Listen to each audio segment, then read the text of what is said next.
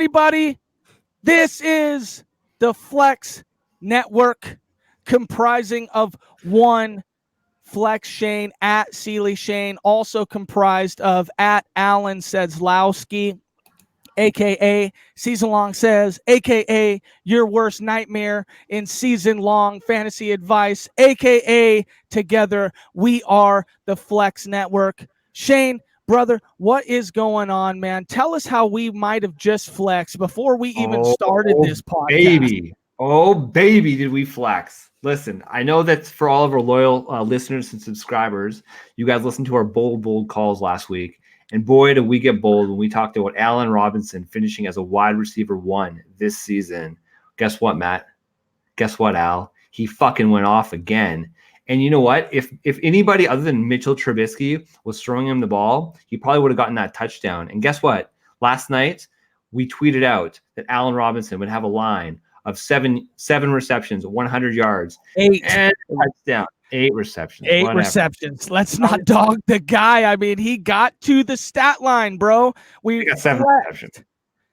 But 100 he yards. got 7, but I was thinking 8. I was thinking it would definitely get 8. On the 8th one, it would be the touchdown. And so I was just thinking it would all culminate. What?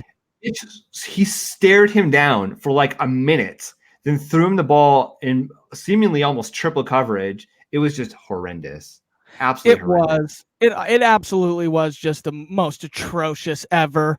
AKA Season Long Says, Alan Sedlowski. How amazing was it, brother, to have football back live in action Thursday night? Did it rock your world, brother? Did it rock your world? You know, I don't mean to throw a wet blanket on this whole thing, but the idea of football was better than the actual game. I mean, you know, I did have Allen Robinson in one lineup. That was good, but those David Montgomery shares are looking mighty. They're looking dicey at best. You know, we're going to have to see. I mean, he looked good.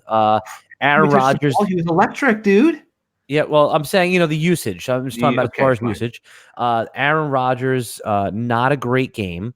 I did invest in the Green Bay defense in a lot of best ball. I did like them this year. That looked good. But a 10-3 game after a pretty low-scoring Super Bowl, that's 2 standalone games in a row. It was a little bit of a disappointment, but good to have it back. And and also taking Devontae Adams in the first round hurts a little bit too today. Oof, you know what? Yeah. You know why I don't feel too bad about that? Because I actually don't have any shares in my season-long leagues of Devontae Adams, and I went up against him a few times this week. So I'm dancing. Yeah, no, that's good. That's good. And, you know, this is going to be a really interesting week, too, because now you're going to finally have all your players that you touted all year long. You put them in your lineups. I'm ready to go. I've been answering a lot of start-sit questions, so I think our Friday Flex Pod is going to be really appropriate and useful for a lot of people. Right here. So we already have our first comment. So what are we going to be talking about this episode? Dudes, thank you for inquiring. This is a podcast brought together of exactly what I think all of us would really like to listen to and watch: a super entertaining flex play. What we are always wondering is, am I going to play these 3 guys, you know, and maybe we have option A, B, or C. Maybe we have semi-decent matchups, but what we're here to help you do is understand and help and guide to the correct flex play, or hopefully just someone you get super sick with, and we'll catch lightning in a bottle, baby. That's what we're trying to do here. We'll each get a couple deep flex plays, and then we go even deeper with a deep flex play. And then after we get through that, we're going to talk a little bit of our we got another those Oakleys, though. Thanks, bro. Thank you for that. I appreciate that. Hope everybody brought their White Claws, because we're getting into it. Right after we start our flex conversation of who our favorite flex plays are this week, then post that conversation, we're going to be firing up our Survivor League discussions. Can't wait for that, man. Can't wait for that. There's a lot of good Survivor options on the board. I can't wait to discuss with you guys about our entry. I don't know if you saw, I sent it to you. There is about 70 people in our Survivor pool, which is a good number. good prize, but we need to come up with who we're going to pick this week. So I'm looking forward to that. Says real quick, what is Survivor again? Just go ahead real quick. Sure. Just for anyone who's listening, the three of us entered into Survivor Pool. Survivor Pool is pretty simple. Pick one winner every week, no spread. And if you pick the correct team, you move on. If you lose, you're out of the pool. Here's the catch. You can never pick the same team twice. That's it. Very simple. Even though it's a simple game, there's a complex strategy to it, which we'll talk about after. And I cannot wait for that conversation, because Survivor is something since the inauguration of my fantasy football play that I've always really kind of wanted to step into. I dip my toes in, but I am finally ready to sink my entire body in, to baptize myself in the waters of Survivor fantasy football, and I hope our listeners will dive in with us. So as we get started here, listen, guys, we might not get it right 100% of the time, okay? But if opportunity share is there, and maybe we had just some stellar defense or some sick in a bad way drops, okay, that man, at least we're on the right track. And that's really what we're trying to do. But we already started with Allen Robinson. We came out very publicly and stated Allen Robinson would have a monster game. Here's the thing, Shane, just start us off, baby. Let's say one of your flex plays for this week, and why are we so high on that guy? Let's get into our show so that our listeners can understand what the hell we're doing. I'm going to answer your question with a question. Matthew, Allen, what's something that we like in fantasy football? Would you agree that high scoring games, high over unders are something that people just gravitate towards? We just love it, right? So this weekend, one of the games that I'm targeting with one of the players that I'm targeting is your Jacksonville Jaguars, Allen, and one Dede Westbrook going up against the Kansas City Chiefs. Look, we know that Jacksonville is planning to be a run-first team. And, I mean, Leonard Fournette, you got him, you're going to start him. That's a no-brainer, right? But if, we're looking at the line here, and the over-under for this game is 51 points with only about a 3.5-point spread, which means Vegas believes that, guess what? Jacksonville is going to have to put up points. They're going to have to keep up with Patrick Mahomes and the newly minted Tyreek Hill. And how are they going to do that? They're going to do that by Dede Westbrook. I mean, this is a guy who was in his college year the Biletnikoff winner. He's shown that he can absolutely go and dominate. And frankly, they have a massive upgrade at quarterback with Nick Foles. I mean, I could see them coming out. I can see them pounding the rock with Leonard Fournette. It's going to open up opportunities on the outside. And I think they're going to go for Dede Westbrook. And you know what? I'm going to fucking flex on Dede Westbrook, man. Love it. Flexed. That is what we do here. Season Long says, what do you think about Dede Westbrook this week? We have, just taking a look at the Roster Watch matchup tool, Roster Watch, at Roster Watch. Go like, share, follow, download, become a part of the nation. At their matchup tool that we're seeing here, that KC defense is a number 9, so a top 10 matchup opposing, or 4 opposing wide receivers. So we have Dede Westbrook here, as we're laying the metrics out on the video here. 6 foot 178, a little undersized as far as weight, doesn't have the draft capital, but he's a 4.4 speed wide receiver. That looked good. Well, Okay. Dede fell in the actual draft because he had some off the field concerns, but Dede should have been like a second, third round pick. I love the play. He's definitely the one that should see the largest target share in a high scoring game. Like Shane said, I think I actually picked Jacksonville in an upset this week. I think they're going to win outright at home. I could see the defense. I think this defense is going to look a lot more like we saw it 2 years ago rather than what we saw last year. The rookie Josh Allen, by all camp reports, has just looked like a seasoned veteran, a perennial all-star in the making. Again, at home, tough place to play. I could see this going Jacksonville's way. The spread's only 4 points. I love the play. I think they're going to feed Dede. I like Nick Foles in this. I think that's a really great flex play. You know what? The only thing that I heard that really was tough for me to listen to, says, is that you went ahead and flexed your fantasy muscles in saying that Jacksonville will upset Kansas City week 1. And now I feel like it is our due diligence to put our entire Survivor League on that. Oh, Lord. No, that's not how Survivor works, man. That's not how it works. Oh, that's not how Survivor works. Yeah, you don't you don't go suboptimal. You don't go suboptimal. Okay, stay tuned for our Survivor.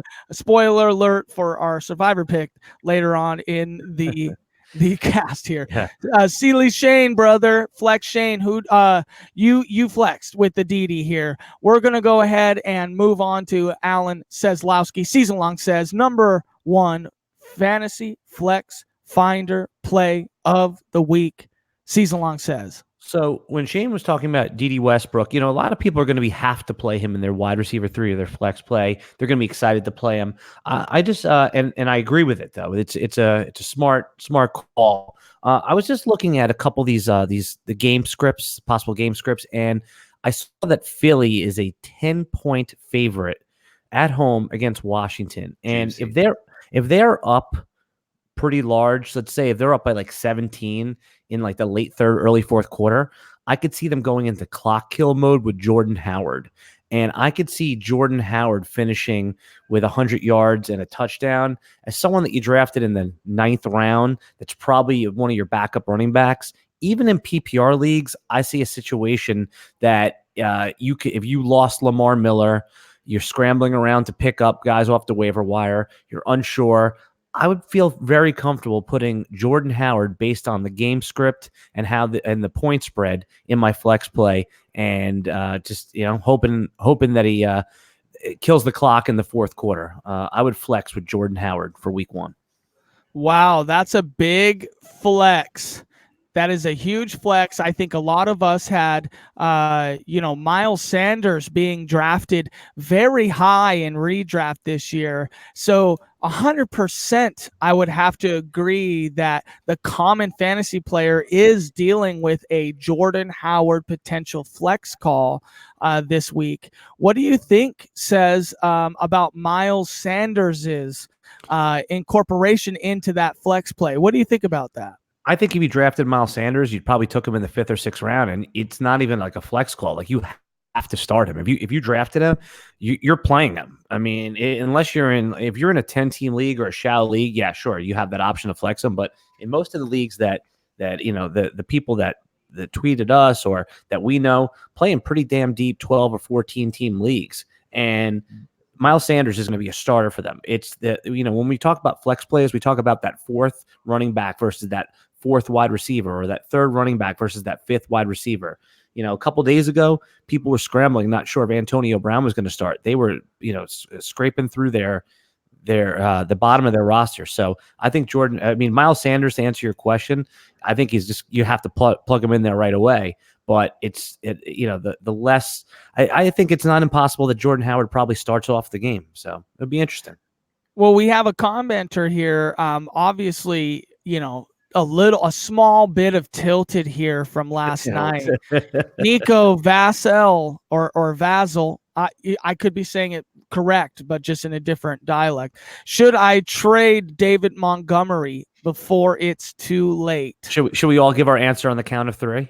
Ready? Okay, yes. 1, 2, 3. No. Do it. No. Don't do it. Don't you dare. Okay. We call this guy Dave Mont now. So please respect Dave Mont. Tell him why. Hold on a second. Somebody tell him why. It's easy. Okay. So Nico, the reason you don't do it is because last night pretty much was set up to be a low scoring affair. I mean, you look at these NFC North games and they're always slugfests. Typically, especially early on in the season, you find that these offenses, they just aren't quite clicking, right? I mean, it's not like it was 10 years ago where these guys had just weeks and weeks together. I mean, it's a very short off season. And I mean, man, when David Montgomery was touching the ball, he was electric. You could tell that he was so good. I mean, they wanted to give him the ball as much as they could. I mean, the only thing about Chicago is that there is that 3-headed monster in the backfield, but man, they drafted David Montgomery, and they're going to use him. Well, let me ask you a question. What if somebody offered you Damian Williams for him right now? Would you do it? Well, no. Sight unseen, right now. Damian Williams? I would. Right now. Sight unseen, that's a solid no, just because of all the issues. So I got a yes and I got a one yes and one no. Well, that's why it was a perfect question, Al, because see, here's the thing. I'm higher on Damian Williams, I think, than the consensus. And that's simply because, I mean, the corpse of LaShawn McCoy is not going to roll in and take over that offense, right? Like, we're not playing with like 5 years ago. Yeah, I know Andy Reid and LaShawn McCoy have history together, but I'm sorry. I don't think that the guy who was a star last year, helped you win your fantasy championships, is going to go and disappoint, frankly. Hey, don't get me wrong, okay? I'm very, very, very high on Damian Williams. I was the one that had the boldest call of top 3, or I think I said top 3, or maybe I said top 5 RB on the fantasy season. So I love Damian Williams. My problem is, as a Dave Mont owner, I don't know that I would take last night's game as more than this guy looked good. They clearly need to get him involved more. And a lot of rookies have that potential first or second game where you might not look that great, but you're really just getting there. You're really just getting a taste of it. So I like to keep him just in case the offense does get figured out and turns him into an absolute monster. We got a commenter. Sorry, put that back up on the screen there. Hey, by the way, the last thing before you read Sully's comment, that's Sully, right? Yeah. Before you read his comment, I think Green Bay's defense is going to be a top 10 NFL defense. I mean, they look the part. We'll get into that another time, but that could also be that they did look really good. Yeah. Okay. Sorry. Can we just quickly, just before we actually go and answer Sully's question, can we just put a bow on Jordan Howard real quick? Yeah. Okay. So I think I like that flex play because you know what? It's a perfect example. With what we just saw with David Montgomery, Miles Sanders is still a rookie. I mean, Philly is notorious for a committee backfield, and they've got Jordan Howard, who's going to be their hammer. So I'm on board, Al. Absolutely. And if they're up big at the end, they're going to give it to the reliable guy. Yeah. Yeah. Okay, so John Sullivan, do I drop Hunter Renfrow in a 12-team and 14-team? My answer is 100% wait. Should we do? Oh, I was going to say, do you want to do the thing where sorry. Yes, let's do it. Ready? 1, 2, 3. Yes. Maybe. Yes. Okay. in a 4-team league, maybe hang on to him. 12. Maybe. Yeah. Antonio Brown is fine, okay? He only used a racial slur and almost fought his general manager and then almost got suspended and almost lost $30 million, and then he's ready to play in 2 days. I respect it. He only did that. I respect it. Okay, my first flex play is our golden child, okay? Curtis Samuel, okay? Roster watch via Alan Seslowski at Alan Seslowski came on the Roster Watch show on SiriusXM and again flexed on our golden child and said that I don't know if there was any real stats really thrown into it, but just that Curtis Samuel will have an even production line, if not like a better one, definitely a better one. But here we go, putting up stats of Curtis Samuel. 5'11", 196, running a 4.31. Who does that remind you of? Who does that Ohio State wide receiver running a 4.31 remind you of? Okay. Patty Campbell? Yes. Yeah. Paris Campbell. Although Paris Campbell lost Andrew Luck, a lot of people are down on him in Dynasty. Again, I seen him go off in a Dynasty redraft in the second round, like mid-second round. Dynasty, you mean a Dynasty rookie draft, right? In a Dynasty rookie draft. Yeah, okay. Sorry. Dynasty redraft, adding the rookies at the initial point of time. So everybody. Oh, sorry. Never mind. I was in a rookie draft. You're right. Because of the second round. I forgot. My bad. Dude, I've got a lot of White Claws here, okay? Well, I don't want to confuse the audience. That's why I was. Anyway, he's going in the second round of rookie redrafts in Dynasty this year. And a lot of people are attributing the Andrew Luck news as such a bad deal. Pull back up Curtis Samuel stats. Pull up Paris Campbell stats. These guys were really amazing at the college level as high elite level speedsters. Okay. Curtis Samuel is going to do in this year what Paris Campbell could potentially do in year 2. So please stash him on your dynasty rosters. This is why I say it took Curtis Samuel a little bit longer to get on. Well, if you don't remember, he went on IR his rookie year. Okay. He then took a year off. He came back last year. Okay. Just after a year after his injury was in week 10 of last year. Now, we do not like to redraft currently injured people. So what I mean by that is we really like to draft at the Flex Network guys that are over a year removed of their injury. Okay. So I'm saying if they got injured with an ACL last year, i.e. Cooper Kupp, we're going to be out on him this year. But next year, assuming he gets through the season healthy, we might be back in on Cooper Kupp this year. Okay. Same thing with Curtis Samuel. After 1 year of his injury, he got catches of 4, 5, 6, 4, and 7 towards the end of the year last year. This year, okay, wheels up for Curtis Samuel. Okay. Our friends at Roster Watch were at the training camp. Byron was at the training camp and saw that it could be true. It could be true. At Alan Seslowski's prediction of Curtis Samuel outproducing DJ Moore this year could be true. Even DJ Moore commented at camp about how when he was asked a question about being essentially the number 1 receiver, he commented that there are 3 number 1 receivers on their team. Again, that doesn't sound like a guy to me that's ready to come out and produce after a decent year last year.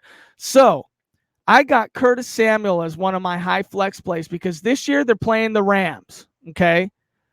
Both the Rams and the Panthers I know last year's metrics isn't indicative of this year, but last year they were both in the top 12 of worst pass defenses in the league. It might be a complete shootout between Cam Newton and Jared Goff. Okay. And if this game gets into the 3 or 4 touchdown range on just total, then we might have on our hands a second half shootout. And I want the guy who is the potential number 1 receiver that you didn't draft until the 8th or 9th, potentially 12th, 13th round in some home leagues. Give me Curtis Samuel running a 4.31 over a year out of his injury and give me him all day long. I love it. Shane, what do you got? I love it, dude. I mean, look, this is my answer to that. For all my DFS lineups, I'm locking in Curtis Samuel in every one of my lineups because he's going to go off. I mean, right now, Cam apparently is healthy. I mean, the only thing that worries me a little bit about that is his ankle, right? He hurt it in the week 3 of the preseason, but all indications are that he's healthy. I don't believe he was on the injury report this week, and I think it's going to be lights out for Curtis Samuel, man. Says. Yeah, I mean, if you draft, by the end of the draft season, Curtis Samuel was going in like the 7th round, the late 6th round. So if you drafted him, you're likely starting him. So yeah, I love the player. I mean, I was high on him all off season long. And just to clarify, the bet wasn't, I mean, yeah, sure. It's eventually will he outproduce DJ Moore, but it was that when he was going in the 9th and 10th round and DJ Moore was going in the 4th round, I just said that there's about a 50% chance that Curtis Samuel outproduces DJ Moore. And that was the bet that their ADP should be closer. I love the call. I love the play. I think Carolina is going to come out swinging, and Cam, a healthy Cam connecting to Curtis Samuel seems like a no-brainer to me. Shane, we are back to you, brother. What is your second flex play of the week 1? Okay. Hit us. One of my favorite things to do in fantasy football, again, I like to talk about narratives here. I like to make my opponents weep. I like to see them cry when I defeat them. And you know what helps me defeat my opponents? It's the hammer on Monday nights. You know what game is Monday night that's going to be high scoring and it's going to be explosive and it's going to be a whole lot of fun? The New Orleans versus the Houston Texans game. And my boy, Will Fuller, he's going to go off. Let me tell you, this is a guy who was falling later in drafts. I mean, I find maybe like at the very, very end of draft season after Kiki QT got hurt, people were starting to take him a little bit earlier, but he was going well after the 7th, 8th round. So this is a guy that you can legitimately have in your flex spot. And I mean, the over-under for this game is looking to be 52, and New Orleans is favored by a touchdown, full 7 points, which means, again, Deshaun Watson is going to be throwing that ball. And obviously, like, everybody knows how much I love DeAndre Hopkins, but Will Fuller, man, when he's healthy and he's on the field with Deshaun Watson, all they do is score damn touchdowns. I remember that game back in the day when they played Seattle. Matt, I'm sure you remember that one. Of course, I do not remember that one. Just touchdown after touchdown after touchdown. That I think that's going to be it's going to be exciting. The hammer, baby, Will Fuller. Give it to me, guys. Man, you will give it to our audience with the Will Fuller mega throbbing hammer. Says. Yeah, I mean, what do you think? Will Fuller, I mean, when he's healthy, all he does is score touchdowns. I mean, that's literally what he does when he catches the ball. And right now he's healthy. I mean, you wouldn't bet. I mean, the under over for healthy games for him would have to be 11.5, 12.5 for the season. And even that, you're probably hitting the under. But while he's healthy, play it, put it in the flex, man. And you're almost disappointed if you don't connect on a long one there. I think it's a great call. Connecting on a long one like a train home back from college. About to see all your friends and family and enjoy a celebration because you won week 1 with Will Fuller. Season long says, AKA at Alan Seslowski, who is your second flex play for week 1? Well, I'll tell you who it was gonna be. Then I'll tell you who it is. When all this AB stuff was going down, I was ready to fire up Tyrell Williams everywhere. That's obviously I've been putting that one back in the trunk for another day when AB goes off the rails another day. But what I like is I was taking a look at this Jets and Buffalo game, and I think there's so this is going to be an underrated. Under the radar fantasy points bonanza. I know the under over is only about 41, but I think Josh Allen, we know what he wants to do. He wants to scramble around and he wants to throw the ball deep. And what's he going to do? He's going to unleash his new healthy John Brown going down the field. Smoky John Brown. I think this is why they brought John Brown in to really pair up the skill set with Josh Allen. I mean, the metrics don't lie. Says we put it up here on the board. Says read that to us. Says. I mean, I could see. It's a little small for me to see. Can you? Can you read That's that? what she said. Damn. 5'10", 179. He runs a 4.34. Smoky John Brown says his only flex. His only issue was that he had a sickle cell trait that kind of hampered his career a little bit. But we saw when he was with Joe Flacco in the beginning of the year, Joe was finding him deep last year. When he was with a healthy Carson Palmer, they would connect for the long ball. And that's what John Brown does. He gets open deep and he scores touchdowns. It's a perfect matchup with Buffalo. I'm loving this play to put in my wide receiver 3 in my flex. Wow, that's a great flex call because think about this. John Brown is likely on everyone's bench this week. And we are suggesting that if you are deciding between somebody I have this exact call. Like I'm benching Robbie Anderson for Robbie Anderson for John Brown flex season long says. Yep. So yeah, we have a comment here by Clipboard Jesus. He says Kenyon Drake or Eric Ebron for a flex spot. I think this is another one where we can go on 1, 2, 3. Yes, Drake. Absolutely. Drake. Kenyon Drake is the number. Go ahead. It wasn't a yes or no question. That's a yes. Oh, this guy's answering questions no one's asking. You like Christmas time? I have 2 nephews. I mean, give me a break here. I love how you looked at the camera, but you looked up as if you were looking to me. So it's like, hey, Shane, you looked at the upper view version of me, which wouldn't be where I am in real. That was great. That was great radio. All right. Great so visual Kenyon for radio. Drake, Kenyon Drake says, go ahead, please. This is your guy. Yeah, I was just going to say that the reason why is that Eric Ebron had his outlier season last year, and even if he does well, you're going to probably have to see it. They're overloaded with new pass catchers, new QB. I don't think you can reasonably project Eric Ebron to have the kind of season he did last year. Even he'll be useful for a tight end. And Kenyon Drake, he is going to get the ball even on a bad team. I don't think that the missing them trading away Miami Dolphins trading away Jeremy Tunsil matters, because when the pressure's on, that really is just they're gonna dump it off to Drake. I could see a situation where Drake gets maybe like 11 carries for like 40 yards, but like 11 catches for 80 yards and maybe a touchdown if he's lucky. So I think Drake with the PPR. Yeah, I mean, honestly, like, I think even though we know that Kalen Ballage is probably going to be involved, Drake is still going to be the starting running back on that team. And he's good. And he's good. No, absolutely. I mean, you were the original Kenyon Drake truther, Al. I think that rule of thumb, you play a starting running back over a freaking tight end in your flex spot.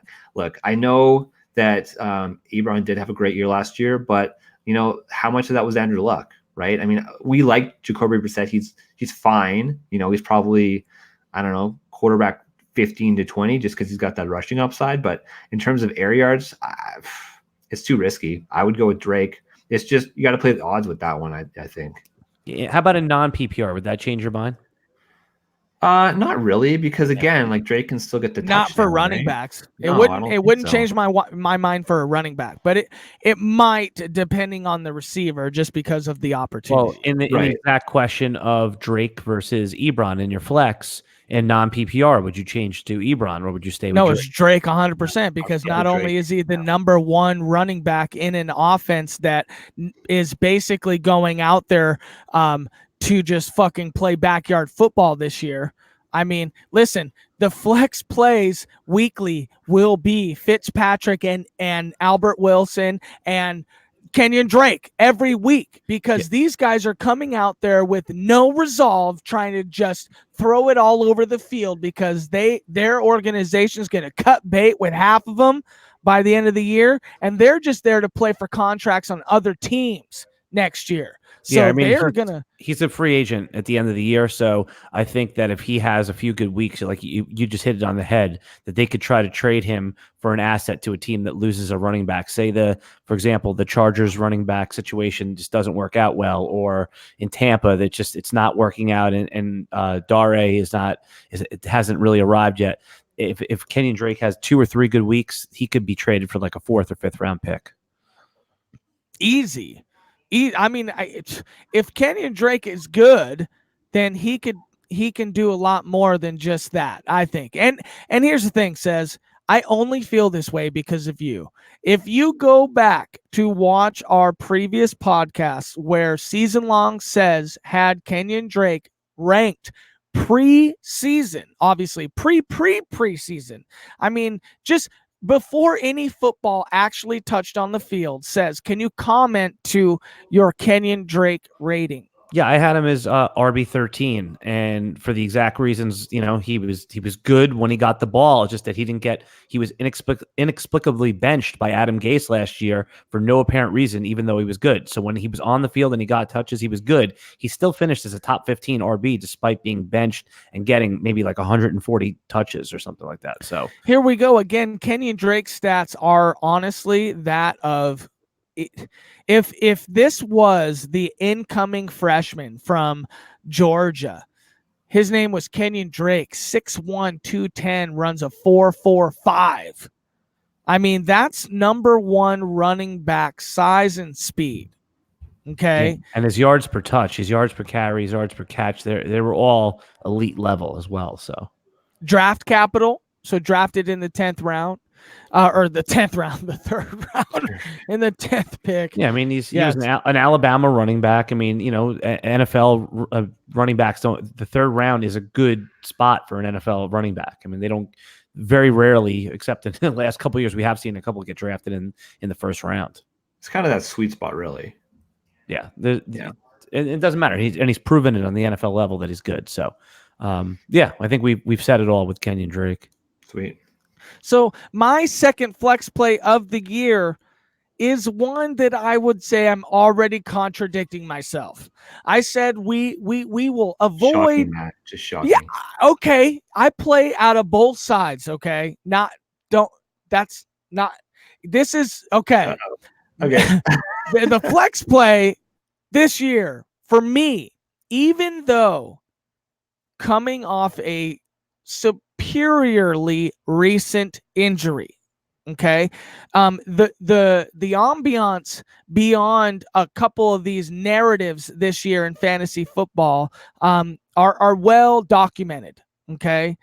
This one is too just about how you really don't want to draft anybody recently injured, or how you don't hate 80, or you don't hate players, you hate ADPs. Okay. And that's something that when you get into fantasy football, it's such an awesome thing to know. Is like, hey, I don't dislike teams now or players. I like guys if I can get them at a value. Doesn't matter who you are, I like you. And this year, we're going to deviate from our recently injured diagnosis on whether we will draft somebody. And I will say, smoke them if you got him, Emmanuel Sanders. Okay. Manny Sanders. Here's the thing. Look at his preseason game when he was first really back on the field. He was fired up, electric. He had all the targets. He showed out. Everybody is marveled by his recovery speed, his time, his surgeons.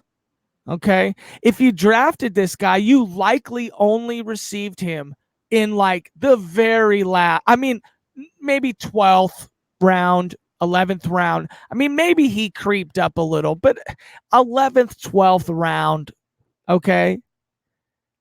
And he's probably better than every single one of the options you have for your flex this week.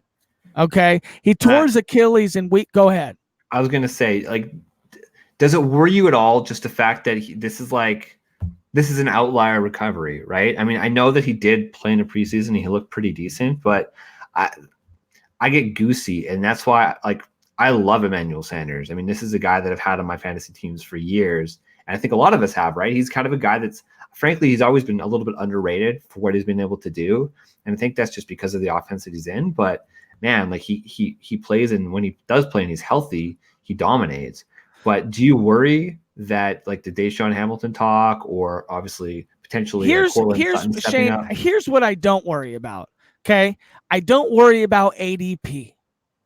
I don't care about ADP. Yeah. Here's my thing. If Emmanuel Sanders was injured and I was worried about it, I wouldn't draft him in the 6th round. Right. I wouldn't draft him in the 7th round. I wouldn't draft him in the 8th round. But there's always a really nice sweet spot to get a guy who you are completely out on because of your original morals in statement. And Emmanuel Sanders fell to those rounds for me this year, 100%. Okay. And if you're having to start Emmanuel Sanders because of this podcast, or you were the same way. You got Emmanuel Sanders in the 12th round, and smoke him if you got him this week. Emmanuel Sanders flexes. Okay. Here's the thing against Oakland. In the Monday night game, I think it's Monday night. I think somebody fact check me. I think it's Monday night. Yeah, but here's the thing: back end of the Monday night doubleheader. It's all the Antonio Brown just stigmatism that pulls viewers into this game. A guy that was as excited as Emmanuel Sanders to get back on the field and dominate and flex is going to win your week this week. Now, getting to our super deep flex plays. Deep, okay? You have to dive to levels so deep that the pressure caves in on you if you're having to decide between a couple of these guys. Flex Shane, tell us, brother. Okay, so this one I had to get a little filthy on, okay? So he plays on a team with a player that we love, and we've already talked about this game at the start of the show. And the guy that I'm flexing on this week, like deep flex. We're talking about like the John Sullivan 14-team leagues, 16-team leagues as your flex play, as your or second the flex. John Sullivan in general. type Just of the filthy guy. John Sullivan. Exactly. I like give me Terry McLaurin, baby. Terry McLaurin, my guy, my dynasty Your darling. boy. Terry McLaurin. Yes. I've been talking about Terry all year. I'm pretty And sure not you own him only everywhere in Dynasty. Shane, go ahead and tell us who are also other Ohio State fast wide receivers that we have talked about all podcast. Paris Campbell and who? Curtis Samuel. Curtis Samuel. Sorry, I'm lost here. Oh my God. If Terry McLaurin goes off, he is the deepest flex play. You heard it here first. A Flex Network. Shane, continue, brother. Okay, Masterpiece. So we were talking about it at the start of the show, and as much as Jordan Howard is going to be the hammer for Philly, they're going to have to, like, Washington's going to have to throw the damn ball to stay in this game because they're a 10-point underdog. And Terry McLaurin is the best wide receiver on their team right now. And I mean, I know that it's Case Keenum that's going to be starting. It's not his Dwayne Haskins counterpart at Ohio State. But I think that Case Keenum, like, I don't know, I'm kind of a Case Keenum apologist. That's just, I don't know, call me crazy. But I think he's a good quarterback. And I think he's going to recognize that the best receiver on the field is Terry McLaurin. We don't know if Jordan Reed is going to play. I mean, I think that Jordan Reed is a lock. Like, you should play him if you have him because he's a stud when he's healthy. But he's still, as of I think this morning, still in concussion protocol. So if they don't have Jordan Reed, what the hell else do they have? Like, we love Trey Quinn, but Trey Quinn's not going to be a burner down the field. So I think that Terry McLaurin, I think he can catch a 40-yard touchdown, and that's what you need in these deep flex plays. That is such a flex. Season Long says, what do you think, brother? That's going to be a tough one to beat. It's going to be a tough one to beat. But I think I have something for these 16-team leaguers. I have something for you double tight end league players. This one's going deep when you're scouring the waiver wire and you've had some problems at tight end. I think there's going to be a situation that the Bengals, when they go visit Seattle and they're getting their asses kicked in the fourth quarter and they have to pass the football. And who's going to come up with that touchdown? It's going to be CJ. Houshmandzadeh. Houshmandzadeh, dude. TJ Houshmandzadeh. CJ Houshmandzadeh. CJ Uzuma. He's looked really good in Bengals camp. I know there hasn't been much reporting anything about Bengals camp. I mean, the Zach Taylor, the head coach, he came from the Sean McVay coaching tree, and I know that anyone who touches Sean McVay is supposedly going to be gold as well. But we haven't heard much about this offense. I think the Bengals are going to surprise people. People are penciling them in for the worst team in the NFL, and that could be true. But I think with Tyler Eifert, always iffy. AJ Green out for the first game and for the first couple weeks, they're going to need to throw the ball. Yes, it's going to go to Tyler Boyd, but the Seattle Seahawks are going to know that, and they're going to leave the middle of the field open a little bit. And I think that there's an opportunity for our guy. Can we call him our guy now? CJ Uzuma. CJ Houshmandzadeh. Yes. Houshmandzadeh. No, you had me. I was lost for a second there. I'm sorry. Yeah, no, sorry about that. Took me a second to catch up.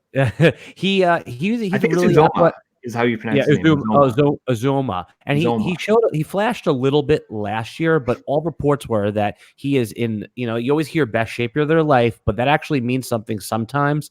And he has been one of the stars of Bengals camp. I think that he's going to end up being one of those guys that that no one saw coming.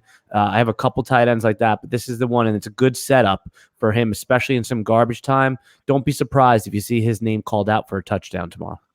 Oh, yeah. I picked him up in our Flex Network auction league where we rolled 2 tight end.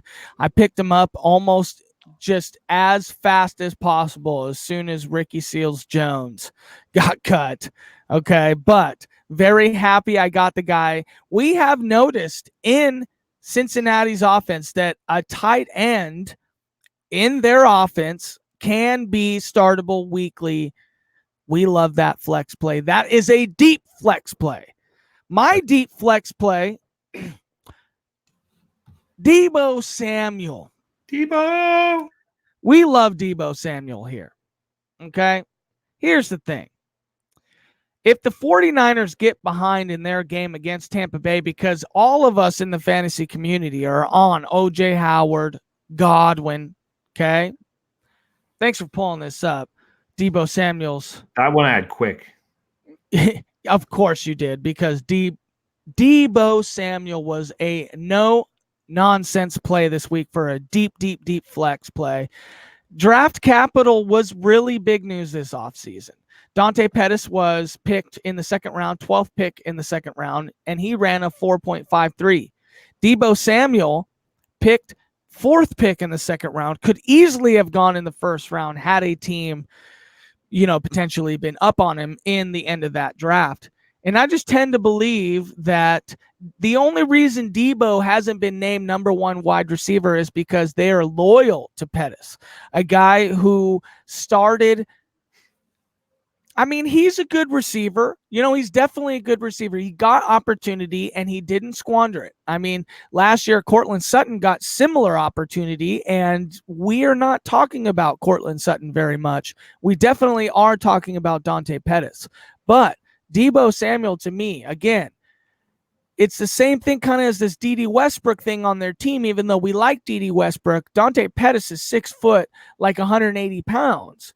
I mean, he, in my eyes, grabbed the opportunity and just maximized his volume, which is a total flex play, Dante. We love you.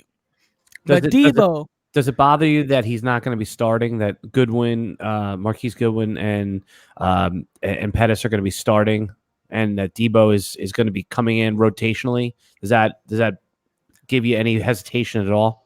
Here's the thing. This is a deep flex play. Okay, let's say we're, again, as you said, 14-teamer, 16-teamer. Okay. Maybe it's an 8-teamer with 100 different starting positions. Deebo Samuel is undrafted in home league redraft leagues. So this is already a deep league where ideally you probably would be struggling with your flex play. Okay. He's a dog. The deep dog Deebo. He's a beast, man. Like, all he does is catch touchdowns. Hashtag that. Deep dog Deebo. Okay. Yeah. He catches touchdowns. And you know what else that he does great? He wins starting wide receiver jobs. So count it, book it, flex it. Deebo Samuel in a deep flex play. Hashtag deep dog Deebo. Deep dog Deebo. Season Long says, now that we are finished with our Flex Finder week 1, please describe to us what we are partaking with today on our Survivor League journey. Yeah, says, take us there. Yeah, Survivor is probably my favorite game in all of fantasy. I mean, I love Season Long, I love Dynasty, I love them all, but the thrill of Survivor, the sweat of Survivor, for me, especially when you're in a significant pot like we are, is really fun, especially when you're in it with partners as well. And simply stated, Survivor it's a large office style pool where you pay for an entry. We're doing, I think it's a 70-person pool, 75-person pool. It'll probably end up being closer to 100 by the time it kicks off. And all you have to do is pick one winner a week. You pick a winner, not against the spread, just straight up. You pick the winner, you move on. You pick a loser, you're out. That's it. This pool can end in week 5, or it can end at the end of the season. Okay. So here's the only catch, is that you can't use the same team twice. Once you pick Green Bay, you can never use them again in the season. So there's a couple different strategies. And over the years, I've tried them all. I've been doing Survivor for 15 plus years. So real quick, hold on, says. So essentially what you're saying is, if you're picking the Seahawks in week 1 and they lose, you're out. You're out. That's it. Game over. Nice. Thanks for playing. Thank you. If you pick the Seahawks in week 1 and they win, then you move on to week 2, where you would pick the starter or the winner or the loser, and you would lose the Seahawks as an option for your winner of the week. Correct. Then you only have 30. You have to pick from. You have 31 options in week 2. In week 3, you have 30 options all after the way down. The Seahawks. Yeah, right. Okay, so interesting. So basically, every week you have to put your entire You're all in bag of nuts on the table. Yep. to try to win this entire. Now, what's the payout or projected payout in our specific league? So if anyone wants to just get into it, this is like a perspective, whatever you could win in something like this if you want to get into it. So go ahead. So if we end up with 75 people, it's a $25 entry. So it's about $18.75 is the payout. Winner take all? There's only one winner. Okay. There's only one winner. I mean, Okay. if at the end, if there's two people, you could agree to split. So say we're in week 14 and it's our entry and one other entry, and they may approach us and say, hey, do you just want to split it? And our answer will be on the count of 3. 1, 2, 3. No. Damn it. I say, yeah, take the money. No, hey, you don't we take need the to money. feed our children here on the Flex Network. Well, okay. already You want to make our competitors cry, Matt. Yes. You're right. I forgot the number one golden rule of the Flex Network is we always flex no matter what. We say yes. What we do is we would offer them a 30% payout. You want to split, you take 30%. Ooh, right. He's a salesman. Okay, continue. We give him the weasel tax. Continue, Guru says. All right. So basically what you do, here's a basic strategy is you're gonna look down all of the games, you're gonna look at the point spreads. The point spreads, the Vegas lines are gonna give you a good indication of what percentage the team has a chance to win. So there's a few things here. So you're obviously going to want to always pick your best chance to win. And the worst thing you could do is save a team for a later week, because there may not be a later week. You just never know when that catastrophe strikes. So the most part, the teams that are in play this week, do you guys have the lines up in front of you? The Eagles are 10-point favorites, and the Seahawks are about 9.5-point favorites at home against Cincinnati. Yep. The next best one is Baltimore, who's a 6.5-point favorite, but they're on the road. I try to avoid road favorites where I can for obvious reasons. Going on the road is already a difficult task. So Al, but now, a little bit of game theory here, because again, I mean, this is you're our resident expert here. So you've got a few good choices like this. So you're looking at Seattle, so you're looking at Philly. When you know that you've got a few teams you're considering, is that when you start kind of looking down the road and looking at matchups? Definitely not in week 1. Okay. Because we just don't know what the matchup's going to look like.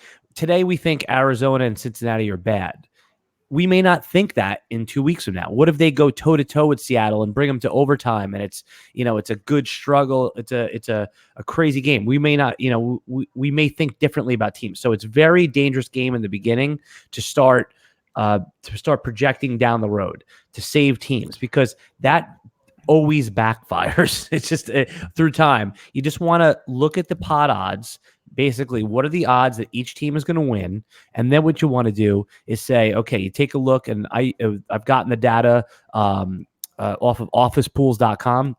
Say what percentage of the teams of the entrants in the pool are on a certain team. Because think about it like this. Let's just say, for example, let's just make it very simple. Let's say there was 100 people in our pool. Okay, so we're one of 100. Now, if we knew all other 99 entrants in the pool were on Seattle, would we take Seattle also? No, absolutely not. Matt, we would flex. We would flex. Right, and the reason is Seattle's likely the best play on the board, but it's not always what the best play is. It's what happens if the best play doesn't come in. So usually, if the best play on the board is 40%, 50%, maybe even 60%, you're going to consider pivoting away to the next best option, even if it isn't the most optimal one, because it's not always about what happens. It's about what happens if. Right. It's about gaining more equity in the pool. Okay, so as a layman to Survivor leagues like myself, and I'm sure some of our listeners, of course, right? So it would be, what you're saying is, it would be kind of crazy to be part of the people playing and picking like some of the top teams. We might want to avoid some of that and pick the matchups that are like maybe more on even spreads, or we never want you still, again, you have to balance the percentage of chance to win the game with the percentage of people that are on there. So in this particular week, on officepools.com, it had those two choices were only about 25% each. So 25% of the people in office pools, and that samples over 10,000 pools. So we're on Seattle, and about 25% of people were on the Eagles. So that, and then I think it was about a smaller percentage was on Baltimore. So it's not enough to make you pivot. So I think the one that I like the best is the Eagles at home. I think they're just going to roll, but Yeah. the Seattle one too is a great pick. I just think more people are going to be on that one. I don't trust Seattle as much. I trust Eagles at home a little bit more than I do. Okay, so wait a second. So I'm trying to understand this again, kind of as a layman. So I thought potentially it was bad to pick the best matchup because you say you have a line that is -10 or whatever it is. Yeah, so that means Philly's going to roll, right? So everybody's on that play. Yeah, but so basically Seattle so Seattle at home versus the Bengals is also about a 10-point line. Similar. I have 9.5. Yeah, but it doesn't matter. Yeah, about approximately. And the Eagles are also so you're always going to want to pick what I think is the game that you have the most confidence in the team is going to win. And you agree that those two would be the ones with the most confidence on the board, correct? Okay, so what you're saying, but do we all agree on that? I agree. I'm going to answer your question. Absolutely. So I'm going to answer your question on that. So I said that let's say 80% of our pool was going to be on one of those games. We would pivot off it. But right now the numbers are around 25%. So that's not enough to pivot off it. Yeah. See, I think what you like, correct me if I'm wrong, Al, but what you're trying to say here is, look, when it makes sense to completely pivot off, if there's like a 40% ownership share, that's when you want to start considering it. It doesn't necessarily mean you're going to always pivot, because the bottom line is, if we try to get cute and we go and pick some, I don't know, like 2-point spread or something like that, and we lose, that's it, right? You're done. Right. So, I mean, think about how much money would you really bet on so the Jets are 3-point favorites against Buffalo. Would you bet $5,000 of your own money on that one if you had to pick one game to spend $5,000 on? There's no way. Absolutely not. No. So that's the key, is what you're saying. So yeah. So I'm making you spend $5,000 on one game this on week 1. Which game would you feel most comfortable putting it on? So what you're basically saying, hold on. What you're basically saying is, every week, it's not so much about projecting the forwardness of the other guys. I mean, what if you don't make it there? Correct. So pick the game you like the most out of what is available every week, even if you rack off the Kansas City Chiefs in the first round. Yeah, I mean, like you would be suboptimal to take Kansas City in week 1 because they're on the road, they're playing a dangerous defense. Well, of course, this week, but I'm just saying, that's what I was saying. Yeah, live for today, because there may not be a tomorrow. Okay, so Philadelphia on Roster Watch's matchup tool that you can get by subscribing to a pro membership for cheaper than a fair trade cup of coffee on Roster Watch. They have Philadelphia versus the Washington Redskins as number 1 against opponent running backs, good for Miles Sanders, Jordan Howard, flex play we had earlier, 4th against wide receivers, 13th against tight ends, and 11th against QB. So it's almost wheels up for the Eagles this week. They're a 10-point spread is about like a 70-something% chance. I mean, listen, it's the NFL. Anything could happen. It's 70%, 75% chance is a good percent chance, but you wouldn't risk your life on. There is risk in picking any of these teams. Last year, I think like 70% of the pool took New Orleans in week 1, and that was a perfect example. I pivoted off New Orleans, and literally 80% of the pool was out in week 1. It was like 20% of the pool was left standing there in week 2. It was when total disaster strikes, when one of these sure things goes wrong. Where are you going to be? Are you going to be on the ship with them, or are you going to be a pivot? You're scaring me now, though. The number one game as far as the romp the smashing of a team on another team is the game we're trying to bet on. So is that supposed to make me feel goosey about picking the Eagles this week? I mean, shouldn't we at least look down the line and absolutely, like I would urge you to say, who do you like? Is it the Eagles? Do you think Seattle is the play? Are you comfortable taking Baltimore on the road? I mean, there's a lot of good options out there, and Survivor is a scary game. Shouldn't be taken for granted each week. They're ultimately that's how everyone gets out in Survivor, is that a sure thing goes down. No one ever is taking an underdog. Okay, here's where we're at on the official numbers. Right now, percent of people in pools taking the Seahawks is about 28%. Percentage of people selecting the Eagles in our pool is about 23%. The Chargers are actually the third most popular selection in our pool at 11%.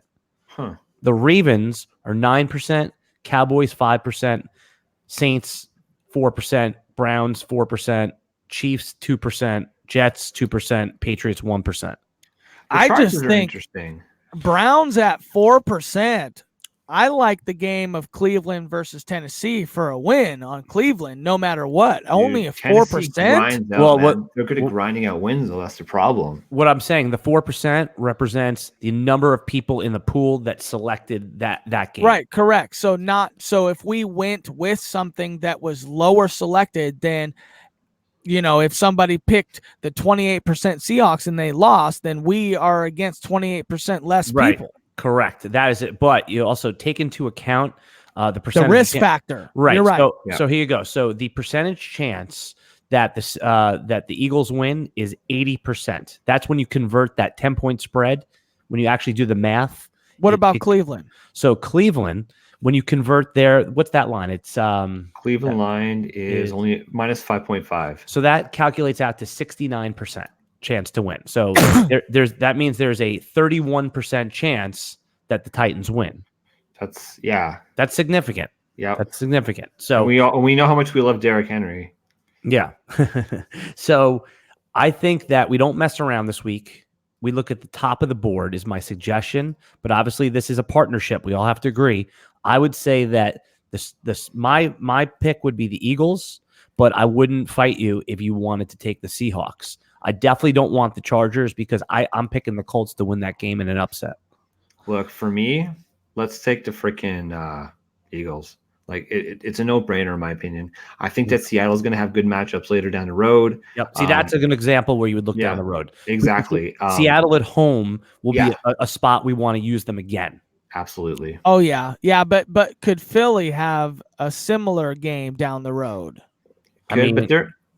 Sorry, go ahead. Yeah, I was just gonna say. I mean, they're just gonna they're gonna steamroll Washington in week one. I'm not even sure Washington's gonna score any points. I mean, I could see a situation where this is 20-0 pretty quick. Okay, I like that. No, I like that. I think it could be the same thing for guys as Allen Robinson in that game or Terry McLaurin, that they could have a lot of stats and production, but without any real scores. He needs a touchdown. Fantasy teams. So I'm putting in the pick. Lock it in. Right live on the air, everybody. All right, so live on the air. We are taking Eagles in week one. Let's do it. Flex, baby. Okay. When you see the chart come out, it'll say Flex Network, and it'll have our pick. Okay, everybody heard this on air. Okay, everybody, get your flex plays ready. We're going to name them off real quick just to end this thing.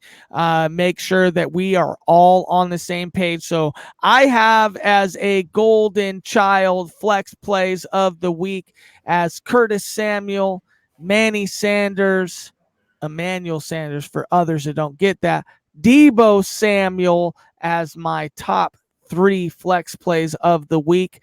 Sealy Shane, who are your top 3 flex plays of the week? You are on mute. Alan Seslowski. Okay. No. Alan Seslowski, 3 flex plays on the week. My 2 regular flexes, were Friday flexes, were Jordan Howard in a game script, just eating the clock at the end, and John Brown on a long ball touchdown from Josh Allen. And my super deep, dirty flex was CJ Uzomah in catching a touchdown in Seattle late in garbage time. I had Sealy Shane. Westbrook, Will Fuller, and your Terry McLaurin. D.D. Westbrook, Will Fuller, and your Terry McLaurin, the guy that you should buy low in Dynasty. Terry McLaurin. Shane, thank you, brother. Thanks for coming on. We made this an awesome first week of the Flex Finder. Go ahead, Say that again. You gave me a look like you wanted something. Oh, no. I was just coughing. I hit my cough button. Sealy Shane, where can everybody find you, brother? They can find me on Twitter at Sealy_Shane. Season Long Says. You can find me on Twitter at Alan Seslowski, or if you are a DFS Army member, in the Season Long chat room on Slack. I'm there all day, all night, answering questions. All day and all night, because that is what the Flex Network does. We dominate our home leagues. We dominate in general. We are at the Flex Network 1. We thank you for tuning in. Please give us flack about our flex plays, please. But if they all hit, then we're good, baby. We are good, and on to week 2. Our survivor pick of the week, the Philadelphia Eagles. If the Redskins win, we are literally going to tar and feather Alan Seslowski. So this is my pick now. Like it's if they win, it's our pick. If they lose, it's your pick. Right. Okay, hold on a second. So just listen. As a team, we win and lose as a team. That's right. But all right. The 2 of 3 players understand who really lost it for the team, because we're part of a team, and then you will be tar and feathered. That's it. If it makes you feel any better, because I told you I did my own entry as well. So we have a flex entry and I have my own entry. I picked the Eagles for my single entry as well. He's all in. Okay. Well, I will get your salute right now to the Flex Network, that every week that you are the dominator of the pick weekly, you will also put that as your personal flex, because we believe and trust in at Alan Seslowski, aka Season Long Says. So of course. But I want you guys, when we do our weekly survivor, I want you to come to the table next week with the idea of who you want when you've examined the spreads. And if you go on officepools.com, look at the percentages owned. So you'll all have homework. Hey guys, tweet at us if you think you've got the survivor lock of the week. Oh my God, tweet at us. If you think that Season Long Says is wrong, we would like to hear about it. Bring it. At the Flex Network 1. I have a 20% chance of being wrong. The Eagles are only 80%. 20% chance. We will go ahead and post this for everybody to hear. Season Long Says. All right, everybody, thank you for tuning in. We are the Flex Network.